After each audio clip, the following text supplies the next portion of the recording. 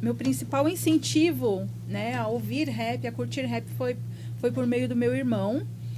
Meu irmão, ele curtia as baladas da vida, né? Então, quando eu tinha uns 8, 9 anos por aí, ele trazia os melôs das festas de rua para dentro de casa, né? Então, ele cantava: fiquei sabendo de um tal de Pepeu que canta rap bem melhor do que eu. Aí ele trazia... E aí eu ia dançando enquanto ele cantava, né? Você fala, trazia na memória. Não, ele trazia pra dentro de casa, cantava Na lá memória, e eu dançava e ele cantava. Só que meu irmão, ele era envolvido com uns paranauê errado na época, né? E eu morava ali no Jardim Ângela, que o bicho pegava muito, sem massagem, então era... Eu tinha 3 DJs que moravam lá, o Fubá, e eu esqueci o nome dos 3 lá. E vai lá. E tinha muita guerra, né? Treta de uma quebrada versus a outra quebrada. E meu irmão, ele participava de uma gangue, né? Tinha a gangue da quebrada alheia. E aí, em 94, meu irmão foi sequestrado e nunca mais voltou. Nossa. Só que nesse mesmo ano, no mês seguinte que ele foi sequestrado, eu fiquei órfã. Eu perdi minha mãe. Eu já não tinha meu pai, eu perdi minha mãe. Quantos anos? Eu tinha 10 anos de idade. Então, com 10 anos, a minha família estava totalmente desestruturada. Só ficou eu e minhas 2 irmãs, que eram menores de idade também. Na época, a maioridade era com 21 anos. E aí, eu fui passar de casa em casa. Vivi em várias casas. Passei por 8 casas no total, né? Não fui adotada, porque na época eles falaram que devido à minha idade, com 10 anos, ninguém iria me adotar. Então, eles orientaram que eu ficasse na casa de pessoas conhecidas. Não tinha família também, não tinha tia, tio, não tinha ninguém. Então, eu fui passando de casa em casa. Então, alguém falava, você tá precisando de alguém para cuidar dos seus filhos? Tem fulano ali que perdeu a mãe, não tem pai, não tem ninguém e tal, pega para você. E essa foi a minha infância. Então, eu não tive aquela instrução, né, aquela orientação de pai e de mãe. Por isso que eu falei que eu fui criada pelo rap. Porque quando a gente tem a necessidade de ter a figura paterna, a gente busca aquela figura masculina mais próxima. A masculina mais próxima que eu tive, com muita ligação, foi o meu irmão. Então, quando eu queria recordar do meu irmão, eu ouvia rap. Então, eu começava a colocar várias músicas de rap para ouvir e plantava no meu coração. Poxa, acho que é meu irmão que está falando isso para mim. Quando eu ouvia, era a mensagem dele me orientando, olha, não faz isso, olha, cuidado com isso, ou se você se envolver com isso pode acontecer tal coisa, enfim. E aí eu fui crescendo, 11 anos, 12, 13, fui crescendo com aquela paixão pelo rap e eu comecei a fazer apresentações nas escolas. Então, tinha os eventos culturais nas escolas, eu ia lá, compunha minhas letras e sempre apresentava minhas músicas, e até mesmo por pressão dos colegas de escola, né? Anos? 13 anos eu já estava cantando nas escolas.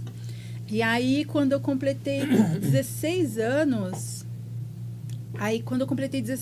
eu já fazia os meus solos, eu conheci o Sabotagem, eu fui fazer fazia essa mesma pegada da Lauren. Chegava nos eventos, posso cantar uma música, né? E na época era fita, né? E tinha um CDzinho, depois que facilitou. Base da galeria. Então você pegava a base pronta, que você pegava lá na galeria mesmo, e aí você fazia sua batida em cima. E aí eu cantei em um evento que o Sabota foi fazer o show lá. E aí, no final, ele me chamou de canto e falou assim, tô precisando de uma mana para poder cantar, tal, fazer uns refrão comigo e tal. Gostei do seu jeito, você é desenrolada e tal. Você não quer fazer um teste, uma participação comigo? E eu não tinha celular na época, não tinha nada, não tinha cartão, não tinha ficha, não tinha nada. A gente não tinha nem casa, gente, não tinha nada. E aí, eu andava com uma agenda, né, que eu tenho essa agenda guardada até hoje. Ele colocou o telefone dele lá. Só que eu fiquei muito tempo, acho que em torno de uns 8 meses, sem conseguir, quase um ano, sem conseguir entrar em contato com ele, porque eu não tinha telefone na favela, gente. Ninguém tinha telefone. Então, quando eu consegui o meu primeiro emprego como recepcionista, primeira coisa que eu fiz, meu primeiro dia de trabalho, liguei para o Sabotagem. Ele, menina, pensei que você não queria mais, tal, você sumiu e tal. E a gente foi mantendo contato. Ele gravou numa fita cassete para mim as músicas para eu começar a ensaiar com ele, para eu fazer as turnês, né, junto com ele. E ele acabou falecendo.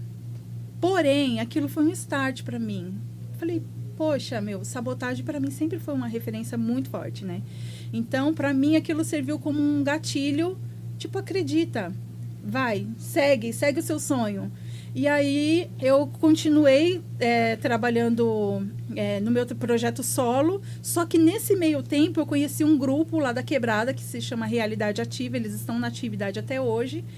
E nesse intervalo, eles convidaram eu para poder fazer parte do grupo, né? Se identificaram com o meu jeito. Eles viram eu também numa apresentação na escola. E aí eu entrei para esse grupo, fiquei 12 anos, né, cantando com eles. O grupo exigia exclusividade, né? Então a gente não podia fazer participações com outros grupos, não podia. Inclusive eu tive fortes convites na época que eu acabei recusando por conta da lealdade, né, ao grupo. Então, até acho que isso prejudicou um pouco minha carreira, né, porque eu estacionei me dedicando àquela exclusividade. Mas, enfim, tudo tem um propósito, né, nada é acaso. Comecei a fazer alguns trabalhos em parcerias também, até a Kelly Neriá me arrastou para participar do projeto Divas do Hip Hop com ela. Uhum. E quando eu ganhei o meu primeiro filho, né, em 2011, eu falei assim, agora eu vou dar uma paradinha, né, vou me dedicar somente ao meu filho, minha família, porque eu achava que não dava, né, para conciliar a maternidade com o rap. Não aguentei, fiquei só 3 anos. Fiquei 3 anos, agoniada já. 3. E aí, nesse meio termo, eu acabei conhecendo o pessoal do Realidade Cruel. E foi em 2018, foi 2018. Conheci o pessoal do Realidade Cruel, eles me convidaram para cantar 2 músicas só, fazer 2 participações, né, no CD que eles estavam gravando na época. E aí foi gerando aquela sintonia, né? A gente pegou amizade, e aí convidaram eu para começar a fazer turnê para cantar aquelas 2 participações, né? Porque eles mesmos carregavam todas as músicas, enfim. E aí foi fluindo, quando eu fui ver, eu já estava cantando todas as músicas, de repente eu já estava gravando um DVD, de repente estava gravando um CD, e aí virou aquele laço, e a gente está trabalhando muito, produzindo, e esse é o resumo da minha história, né? Mas tem muitas coisas nas entrelinhas.